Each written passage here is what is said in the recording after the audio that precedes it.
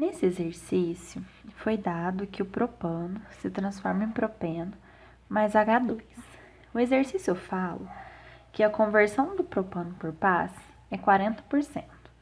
O exercício fala que na corrente de saída a gente tem 4% do propano, e além de ter propeno e H2. Bom, o que a gente pode falar sobre o fluxograma, né? Aqui a gente sabe que está entrando só o propano, então eu chamei essa corrente de N1. E ele diz também que a corrente de reciclo tem 84% de propano e 16% de propeno, né? Então, essas seriam as nossas frações molares. Então, a gente não conhece a vazão.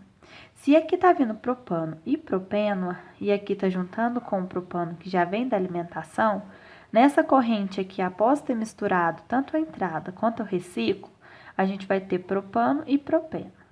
Passa pelo reator, e aqui no reator, então, vai ser formado mais propeno e vai ser formado H2, que até então a gente não tinha vindo dessa corrente.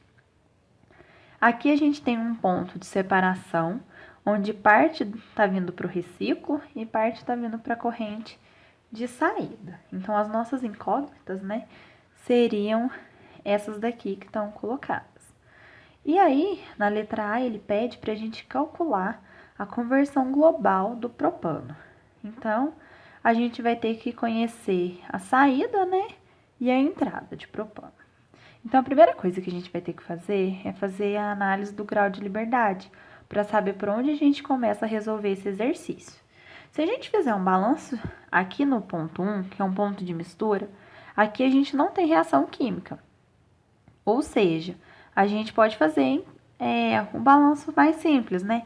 O número de incógnitas, então, vai ser 1, 2, 3, 4, menos a quantidade de balanço que a gente pode fazer, que é propano e propeno. Então, o nosso grau de liberdade deu 2. Então, por aqui, a gente não consegue começar a resolver o exercício pelo ponto 1. Vamos analisar o ponto 2. Quantas incógnitas a gente tem? 1, 2, 3, 4, 5, 6, 7 incógnitas, né? Aqui também não tem reação química, então é uma análise mais simples, menos a quantidade de balanço que a gente pode fazer, que nesse caso são 3, né? O de propano, propênio de H2, e uma restrição física aqui. Então, o grau de liberdade deu 3, ou seja, a gente não pode começar a resolver por aqui também. Vamos fazer uma análise no reator, né? Aqui no reator a gente tem que se atentar, porque como tem reação química, a gente tem que fazer ou por extensão, ou molecular, ou atômico. Eu escolhi fazer por extensão, então a gente tem 1, 2, 3, 4, 5 5 incógnitas.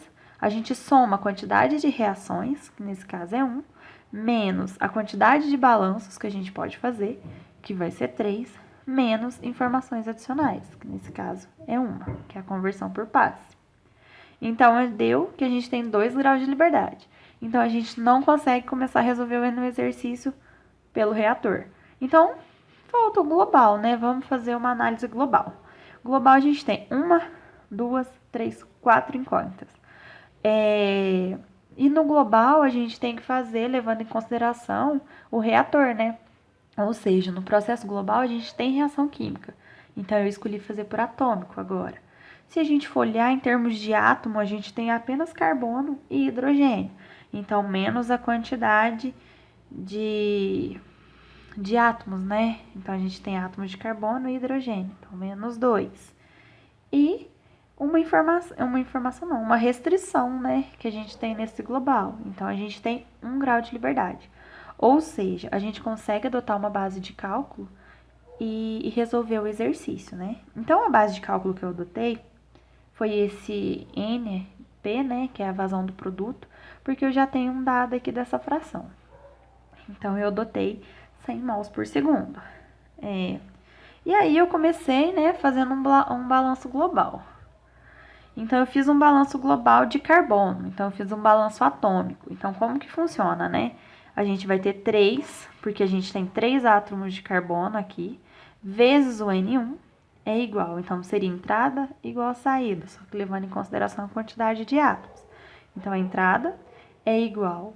Então, aqui, novamente, 3 vezes a fração, vezes a vazão que eu adotei, que é 100, mais 3 vezes a fração, vezes a vazão.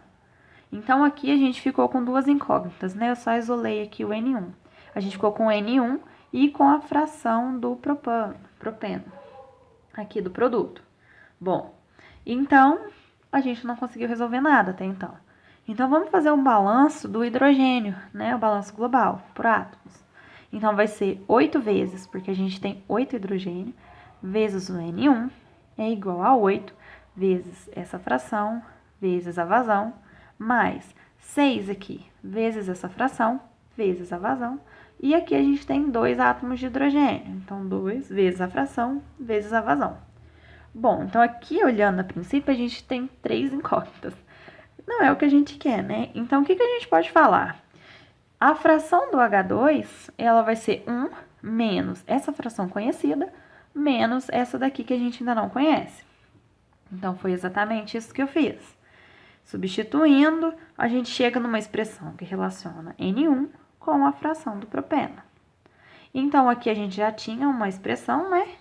Então, agora a gente tem duas equações para duas incógnitas. Então, a gente consegue resolver. Então, eu substituí essa equação 1 na equação 2 e consegui determinar a fração do propeno.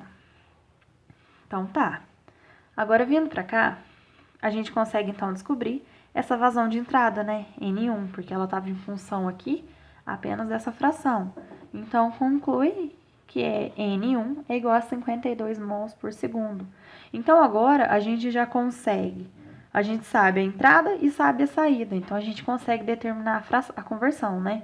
Então, como que seria a conversão global? Seria a entrada, que foi os 52 mols por segundo, menos a saída, que é 100 vezes 0,04, dividido pela entrada. Então, a gente tem uma conversão global do propano de 92,3%. Aqui é a fórmula, né? Revisando.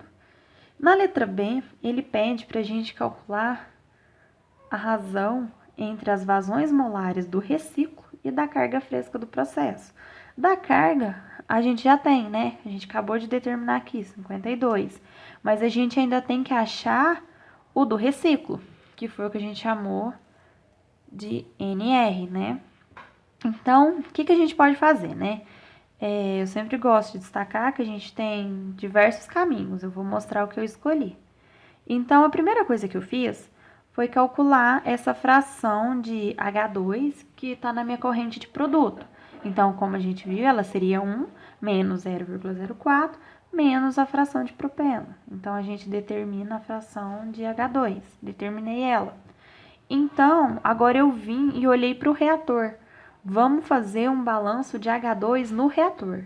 Eu escolhi fazer por extensão. Então, como que é, né? A saída, a vazão de saída, é igual à vazão de entrada, mais a extensão. Mais porque é um produto e 1 porque é o coeficiente estequiométrico. Então, aqui, a gente não tem entrada de H2, como a gente viu no fluxograma. Então, a gente sabe a saída, né? Que a gente já determinou. Quem que é a saída? A saída do reator é toda a saída que tem aqui, porque a gente viu que o H2 ele não foi para a corrente de reciclo. Então, tudo que está aqui veio aqui do produto do reator. Então, qual que é esse valor? Vai ser o 100 vezes a fração. É igual à extensão. Então, a gente chega que a extensão dessa reação ela é de 48. Bom, e o que a gente pode pensar? Se a conversão, né, ali no reator do propano é de 40%, ou seja, 40% se transformou em produto. Então, 60% continuou sendo propano. Então, vamos fazer um balanço desse propano lá no reator. Então, a gente sabe que a saída é igual à entrada, menos a extensão, aqui nesse caso, porque ele é um reagente, e 1 porque é o coeficiente estequiométrico. Então, qual que é a saída, né? A saída é 0,6, ou seja, 60% do que entrou. E aí, a gente consegue determinar quanto que foi que entrou de propano, que foi 120 mols por segundo. Então, agora, eu voltei nessa equação, né? E determinei quanto que saiu do reator de propano. Saiu 72 mols por segundo. Bom, E aí, o que eu fiz? Eu fiz um balanço desse propano no ponto 2, aquele ponto de separação. E naquele ponto a gente não tem reação química, então a entrada é igual à saída. Então, a entrada foi exatamente a saída lá do reator, que a gente acabou de calcular, e a saída desse ponto 2 foi o 100, que é a vazão lá de NP, que a gente determinou, vezes a sua fração, mais a vazão do reciclo, que é o que eu quero descobrir, vezes a sua fração. Então, a gente vai descobrir que a vazão do reciclo ela é 80,95 mols por segundo. Então, agora a gente consegue determinar essa razão, né? A razão entre o reciclo e a carga. E a gente chega numa razão de 1,56.